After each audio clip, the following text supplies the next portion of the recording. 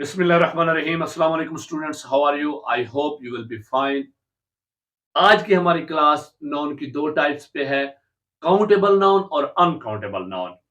ملتے جلتے نام ہیں, ان کی ڈیفینیشنز دیکھتے ہیں, ان کا ڈیفرنس دیکھتے ہیں. چھوٹی سی ویڈیو ہے, مکمل دیکھنی ہے, درمیان میں سکپ نہیں کرنا, اور ویڈیو کو لائک بھی کرنا ہے, شیئر بھی کرنا ہے. چینل کو آپ نے سبسکرائب کر لیا ہوگا, نہیں کیا تو ابھی کریں. چلیں کلاس شروع کرتے ہیں. فرسٹ آف آل ہمارے پاس ہے کاؤنٹیبل ناؤن, قابل شمار اسم. اس کو شماریاتی اسم بھی کہتے ہیں. Noun that can be counted, for example book, pencil, boys, horses etcetera. ایسے اسم جو گنے جا سکتے ہیں, مثال کے طور پر کتاب, پینسل, لڑکے, گھوڑے وغیرہ. Countable nouns are common noun that can be made plural. قابل شمار اس میں نکرہ ہوتے ہیں, کامن ناؤن ہوتے ہیں جو جمع بنائے جا سکتے ہیں. کلیئر؟ اوکے جی.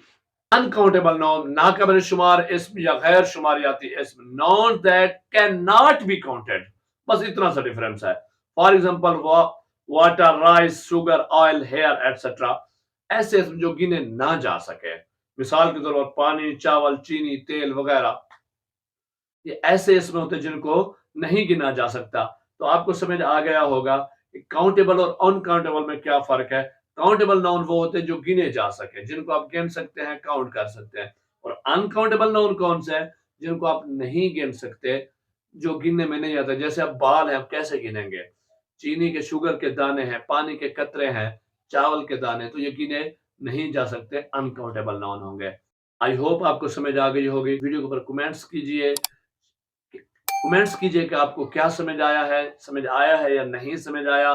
دوستوں کا شیئر کریں, لائک کریں, اور چینل کو سبسکرائب کریں. اللہ حافظ.